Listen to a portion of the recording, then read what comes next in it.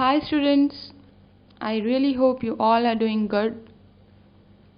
Students, I know this is a very difficult time for all of us, but it's not only you or me who are into this situation, but people all around the world are facing the same problem and are into this. I also know you miss going out, meeting your friends and going to school. But students, we need to be at our home safe so we can fight this novel coronavirus as early as we can. Students, let's not create this situation a hurdle into our learning process. And in fact, we must feel ourselves lucky enough to have such facilities that we can just sit from the comfort of our home and learn.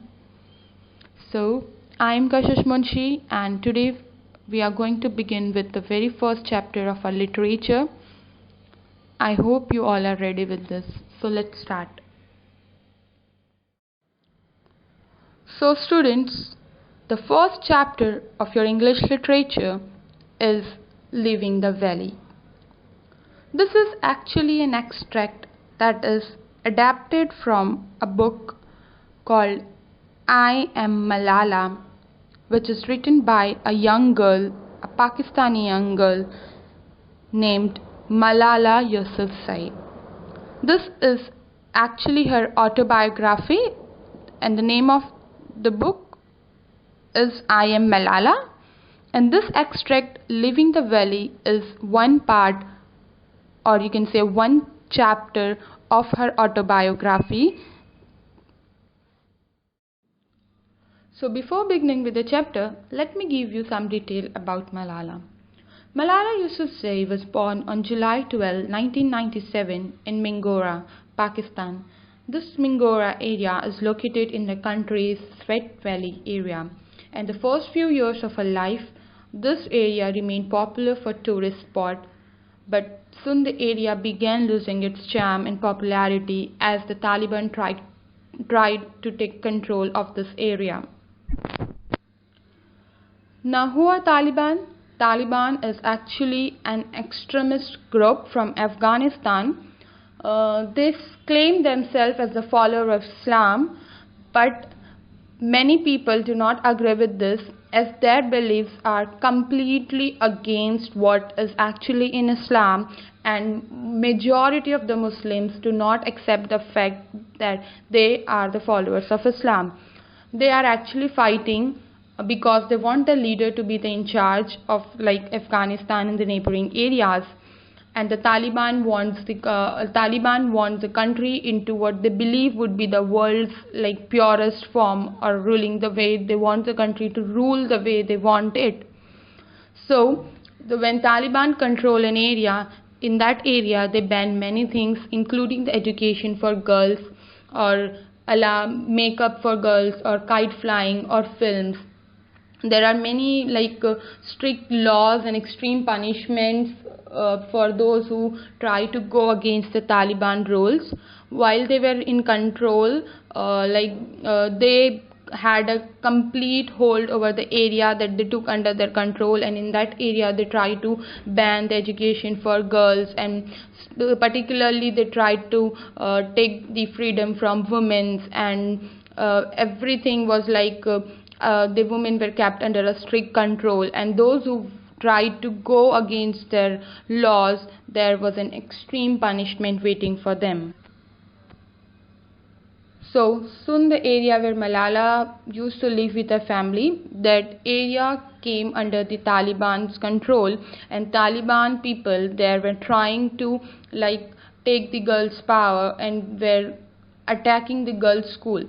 Malala used to go attend the school that her father, educator Ziauddin Yousafzai, had founded, but these Taliban people were attacking girls, and particularly attacking the girls' school. So Malala took the job of women's activist, or you can say an activist for girls' education, and she started giving speech in Peshawar or in various other places in Pakistan. And soon Malala became like a public figure, and she continued to speak about her right and the right of all the women, the right of women to get an education. And her activism resulted in nomination for the International Children's Peace Prize in 2011. That same year, she was awarded Pakistan's National Youth Peace Prize. And because of her activism, and as she was going against the Taliban rules, she received various death threats because of her activism. And Yousafzai was frightened, and her father was also frightened, like for the safety of her daughter, and Yousafzai was also frightened for the safety of her father and the family. So she and her family initially felt that this group would not actually harm a child because Malala was just around 11 to 12 years. But unfortunately, this did not happen, and Malala was shot like on October 9, 2012, when she was 15 years old, and she was riding in a bus with friends on their way home from school, and a masked gunman boarded the bus, and he asked for a girl, Malala Yousafzai, and when everyone looked towards Yousafzai, her location was given away as the man identified that the girl as Yousafzai, and then the men went near her and tried to hit in the left side of her head, and then shot the bullet in that traveled down her neck. This shooting left Yousafzai in critical condition, and she was flown or taken to a military hospital in Peshawar. A portion of her skull was removed to treat her swelling brain, but all this thing did not, and all this incident did not deter her from her path, and she continued speaking for the education of girls and women. And 9 months after being shot by the Taliban, Malala Yousafzai gave a speech at the United Nations on her 16th birthday in 2013. And in her speech, Malala highlighted her focus on education and women's rights, urging world leaders to change their policies. She also urged world leaders to take strict action against illiteracy, poverty, and terrorism.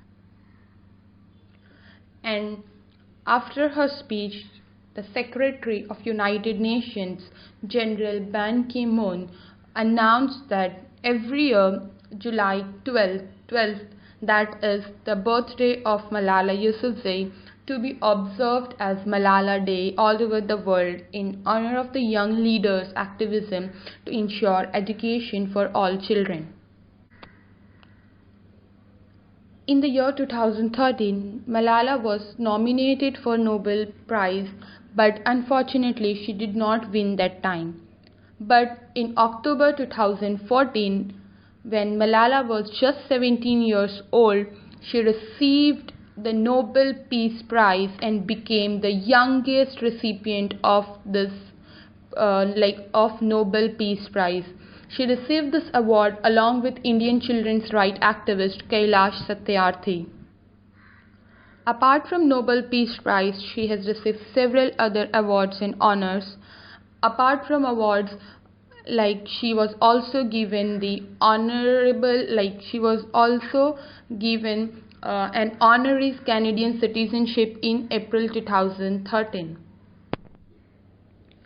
And today, Malala is internationally recognized as an advocate for the education of women.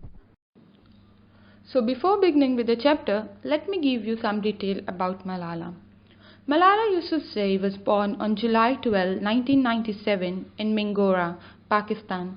This Mingora area is located in the country's Swat Valley area, and the first few years of her life, this area remained popular for tourist spot, but soon the area began losing its charm and popularity as the Taliban tried to take control of this area. Now, who are Taliban? Taliban is actually an extremist group from Afghanistan.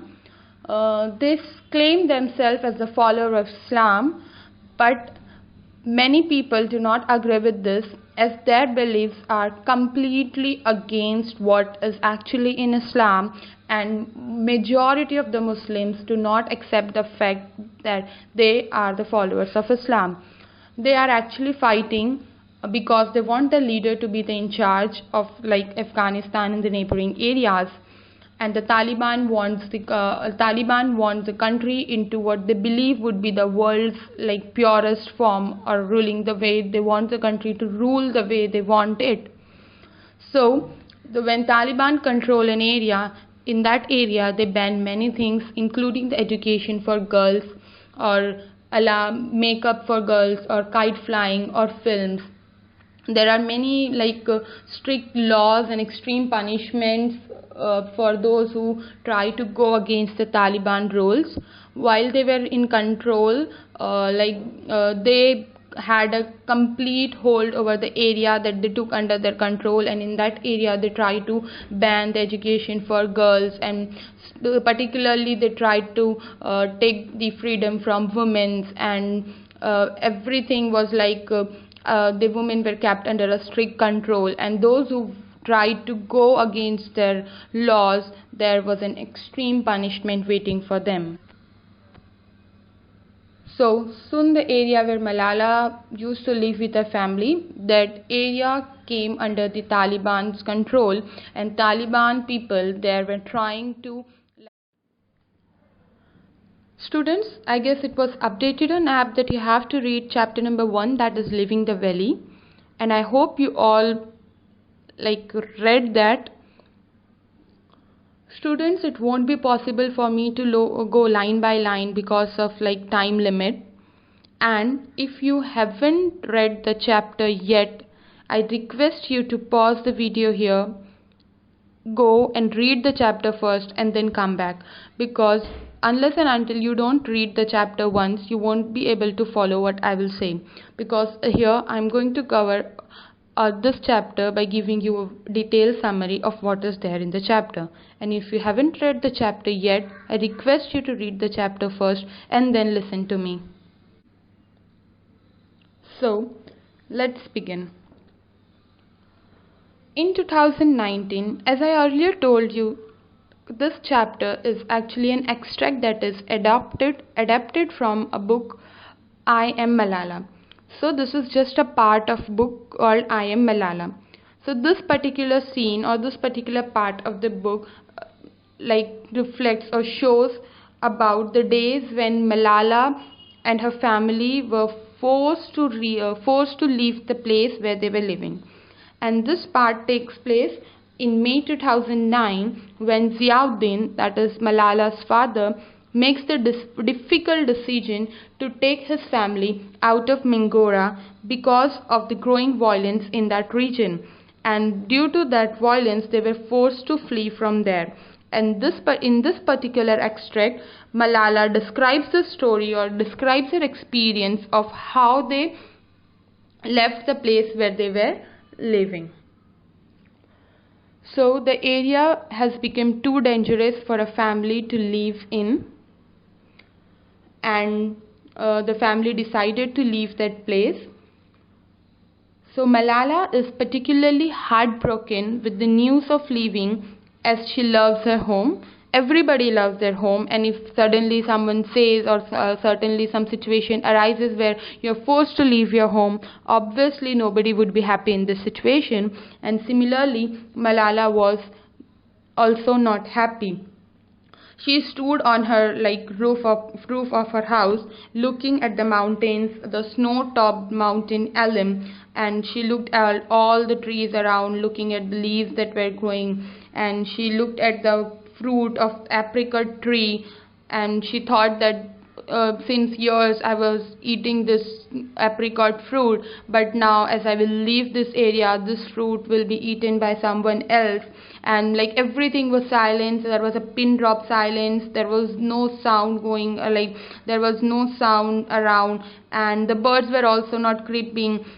So this shows that the situation there was very tense, and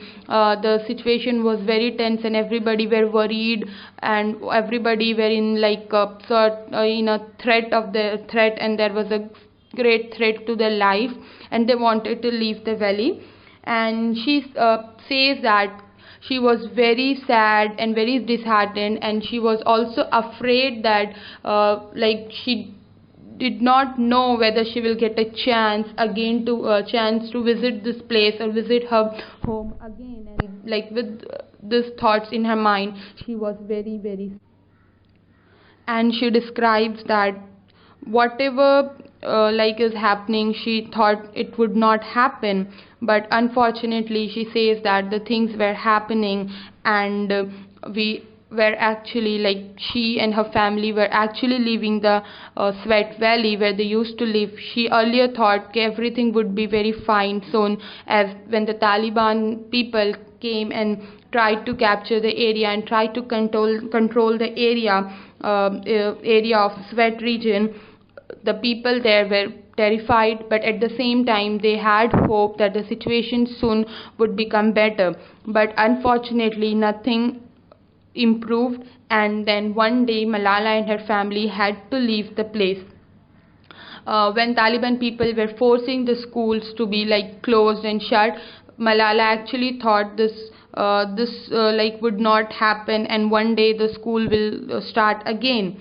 But unfortunately all these things never happened again, and the Taliban people were still there, and families were forced to leave the place, and this all things made Malala very sad.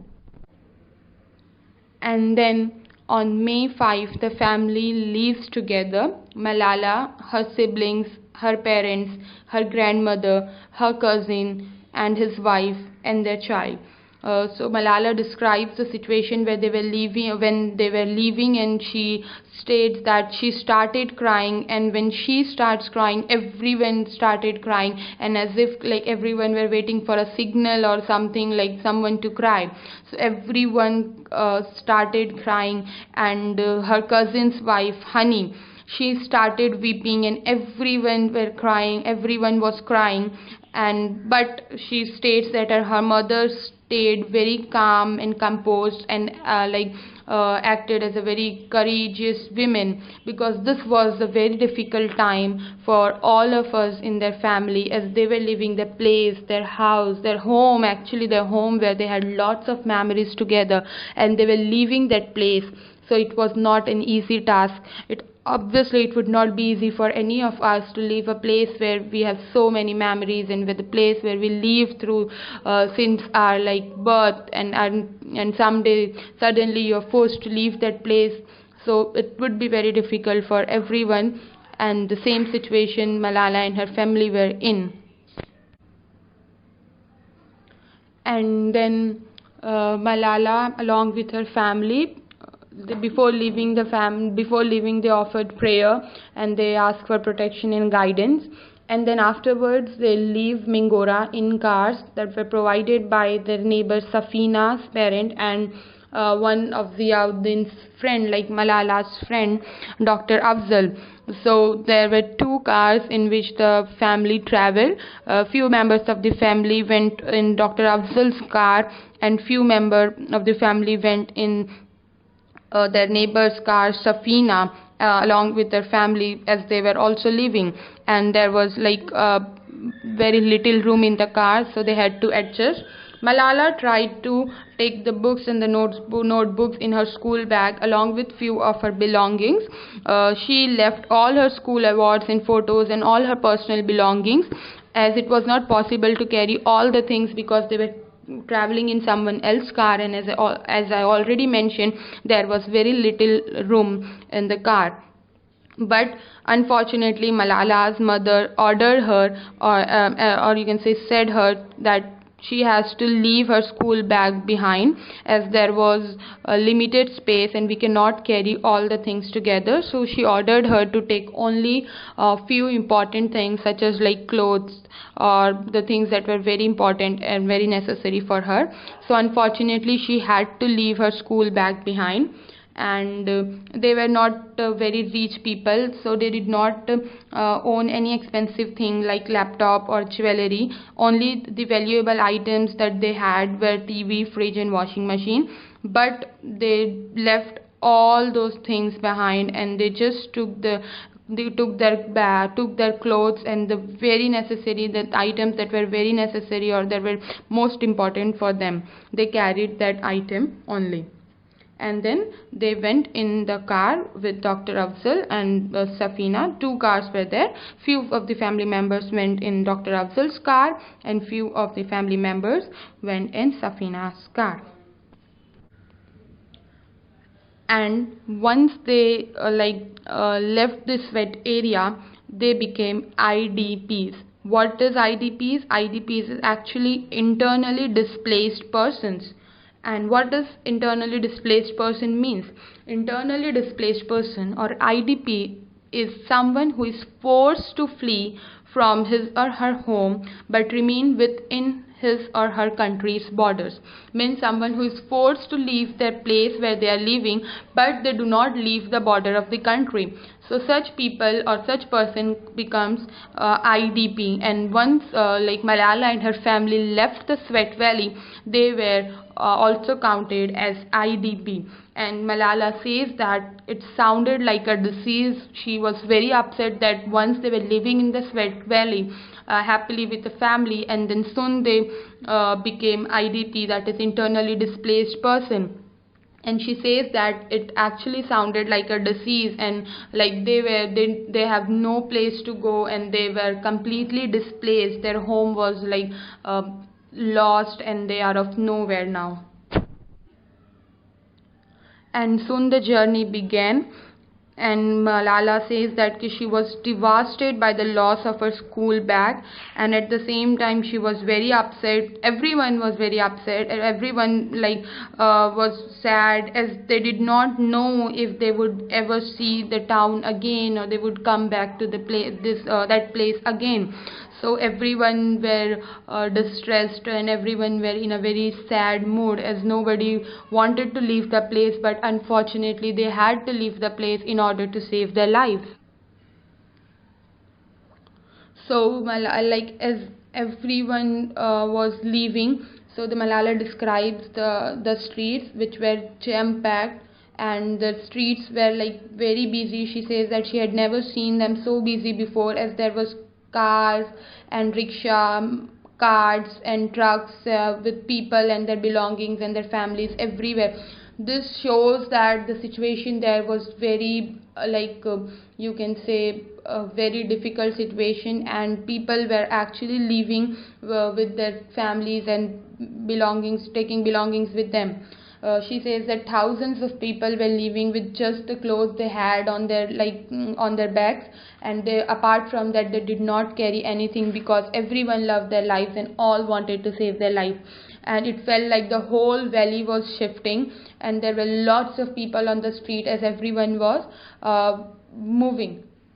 And she says that there were hardly few people who did not moved, otherwise whole of the valley moved with their family. And she describes the situation as the biggest exodus in Pashtun history. Now what do you mean by exodus? Exodus is actually when the large number of people leave a place together. So that situation can be termed as an exodus. So she describes the situation as an exodus, and she says that this was one of the biggest exodus that took place in Pashtun history. Now Pashtun is actually a person who comes from the parts of Pakistan and Afghanistan then that speaks Pashto language, a South Central Asian language. So you can say Pashtun is a person who speaks Pashto language. So the Swat area or the Swat Valley region was an area where lots of Pashtun people live, and she describes this as one of the time in the history when most of the people of the valley tried to vacate that area in order to save their life. After that, she describes that everyone was depressed and distressed and were sad. All were in very sweaty and cramped situation, as the journey was very slow because there was lots of traffic on the road, because there were lots of cars, trucks, carts moving as everyone were leaving the valley.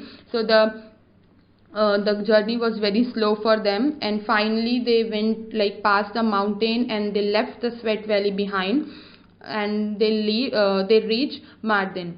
Then the father like kept like speaking positively, and he kept insisting to the family members that don't worry, in few days we will return and everything will be fine. He tried to keep the situation calm and composed, but everyone knew that what the father was telling was just like to keep the situation calm, but that was not true at all, and they actually did not know when they will visit the valley again. So and then they finally planned to like go to Shangla, their family village, and then the car, like so far they had driven in the opposite direction, but now they had to take only lift, they could go out of that sweat. So this was their journey, the journey of how they left the sweat region. So students, here we come to an end of our today's lecture. In next lecture we'll continue the story. Till then, read the part that I taught you today, and take a very good care of yourself. Bye.